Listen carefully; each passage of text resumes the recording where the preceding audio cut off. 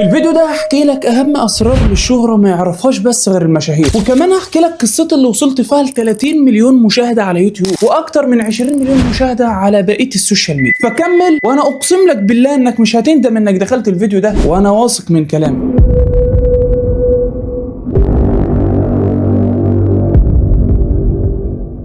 السلام عليكم ورحمة الله وبركاته، اخواتي وحبايبي وفانزاتي في كل مكان. اهلا وسهلا بكم في اول فيديو لي على قناتي على يوتيوب. معاكم اخوكم احمد شوقي، وحابب اقول لك يا صديقي المتابع خلاص قربنا على 200,000 مشترك في القناة. 200,000 والله رقم كبير يا اخي، والله رقم كبير. فاذا عجبك المحتوى فلا تنسى الاشتراك في القناة، وكمان ما تنساش تضغط زر اللايك علشان ينتشر في كل مكان والناس كلها تستفاد. والله هم بيقولوا كده في الفيديوهات فانا قلت اقول زيهم، مش عارف صح ولا حلو. ومن غير كلام كتير يلا بينا نخش في الموضوع. 9/9/2024 في اليوم ده يا صديقي العزيز عملت القناه اللي انت بتتفرج عليها فيها دلوقتي دي، ولكن كنت بعملها وانا خايف وقلقان مش عارف هتنجح ولا لا. وده لاني كان عندي قناه تانية قبلها كان فيها 4000 مشترك قعدت اجمع فيهم 3 سنين. انت متخيل يا صديقي العزيز 3 سنين شغل عمال اجمع في 4000 مشترك؟ كنت مبسوط بها جدا وفرحان وكنت المشهور وسط زمايلي، وخلاص حسيت اني هوصل للمجد وهمسك اول ورق الدولار في حياتي. ولكن فجاه كده يا صديقي تاتي الرياح بما لا تشتهي السفن، شركة اليوتيوب تحذف قناتي. وده لاني كنت بنشر عن القضية وعن اخواتنا وبدافع عنهم. ساعتها حسيت بكثرة نفس وقهرة ربنا ما يكتبها عليك ولا على حد عزيز عليك يا صديقي. خلاص الدنيا اسودت في وشي، ومجهود وتعب 3 سنين وقع على الارض في لحظة، وقررت ابعد عن المجال ده تماما، وقعدت سنة كاملة بعيد عن السوشيال ميديا. ولكن في يوم من الايام في السنة دي والدتي ربنا يبارك في عمرها يا رب ويفرحها بعيالها، ويا رب يا حاجة تحج ان شاء الله، قالت لي كلمة غيرت حياتي. ممكن ما تكونش هي فاكرة انا بعمل الفيديو ده، بس انا فاكر كويس الكلمه دي وفاكر اتقالت امتى. قالت لي وحشتني فيديوهاتك يا احمد، مش ناوي ترجع يا ابني؟ ساعتها قررت يا صديقي العزيز ان اعمل قناه جديده، وانا متاكد ان ربنا سبحانه وتعالى هيعوضني وهيكرمني. وكان عندي عزيمه واصرار بطريقه غريبه، بدات اصور تاني والتزم واتعلم مونتاج واطور من نفسي كل يوم. والله يا صديقي العزيز ما كان معايا غير موبايلي ورنج لايت بايظه، بس كانت ممشيه حالها كده يعني. ولكن ربك لما بيكرم حتى لو ما فيش اسباب خالص. وبدات انزل فيديوهات، ولكن كالعاده ما فيش مشاهدات، ما فيش لايكات، ما فيش اي حاجه، الواحد نفسيته بتبوظ. ولكن يا صديقي العزيز الاستمراريه تصنع المستحيل. كان عندي طموح واحساس ان ربنا سبحانه وتعالى هيكرمني وهيعوضني وهنجح باذن الله. وبعد شهر يا صديقي العزيز من المحاولات وصلت ل 4000 مشترك في القناه الاولى. لو تفتكر اللي كنا بنحكي عليها في الاول، وصلت ل 4000 مشترك في 3 سنين. دلوقتي وصلت ل 4000 مشترك في شهر واحد بس. انت متخيل؟ كنت فرحان ساعتها جدا ومبسوط، وساعتها ادركت فعلا ان عوض ربنا سبحانه وتعالى لما بيجي بيعوضك عن كل التعب اللي انت شفته في حياتك. ساعتها الامل اللي في قلبي زاد، وقلت لنفسي باذن الله هوصل وهنجح. وبعد 5 شهور يا صديقي العزيز من الاستمراريه والتعب والتصوير وصلت ل 100,000 مشترك، واخدت درع ال 100,000. عمري في حياتي ما كنت اتوقع ان اكون صانع محتوى اصلا ويجي لي درع اليوتيوب ده. ولكن لما بدات في المجال قررت ان انجح واوصل مهما كانت الظروف ومهما كانت الصعوبات.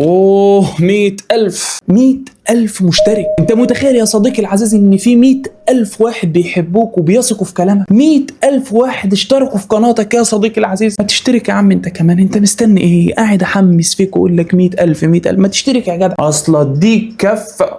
هزر معاك يا صديقي، هزر معاك. في الوقت ده يا صديقي كان نفسي اعمل فيديوهات طويله زي اللي انت بتشوفها دلوقتي دي، والفيديوهات دي كانت عايزه كمبيوتر او لاب وتصوير واضاءات وحاجات كده كتير ما اعرفش اجيبها دلوقتي. فقررت استمر زي ما انا لحد ما ربنا سبحانه وتعالى يكرمني. وبعد 9 شهور من افتتاح القناه دي يا صديقي العزيز وصلت ل 170,000 مشترك واكتر من 30 مليون مشاهده على قناتي على اليوتيوب دي. والحمد لله اشتريت الكمبيوتر والاضاءات والبرامج اللي هتخليني اقدر اطور من نفسي واعمل لكم فيديوهات احسن وافضل باذن الله. ومش كده بس، ده انا الحمد لله عندي 85,000 متابع على النست و180,000 على تيك توك. ده كله والله يا صديقي العزيز بفضل الله وكرم. اما بالنسبه للسر اللي يخص الشهره اللي قلت لك عليه في الاول، فهو والله العظيم يكمن في الاستمراريه. الاستمراريه يا صديقي العزيز تصنع المستحيل. في اي مجال عاوز تكون فيه مميز استمر فيه. طبيعي انك تبدا في الاول تكون صفر وفي ناس كتير احسن منك، ولكن باستمرارك ده واحده واحده هتتطور وهتبقى زيهم واحسن منهم كمان. ابعد عن الناس اللي بتحبطك وخلي بالك منهم جدا. طبيعي الناس ما تكونش عاوزاك تبقى ناجح، علشان لو بقيت ناجح هتبقى احسن منهم. وطبيعي يعني ما حدش بيحب حد يكون احسن منه، ولكن يا صديقي لكل مجتهد نصيب وكل واحد له رزق. وخليك فاكر كلام ربنا سبحانه وتعالى: ان الله لا يضيع اجر من احسن عمل. اعمل كل اللي تقدر عليه وخلي عندك امل في الله سبحانه وتعالى زي ما انا بالظبط عندي امل. وبقول لك اهو يا صديقي العزيز وخليك شاهد عليا، باذن الله هنجح وهوصل. مش شرط انجح النهارده ولا بكره ولا كمان اسبوع او 2 ولا كمان شهر، ولكن في يوم من الايام يا صديقي العزيز باذن الله وانت شاهد اهو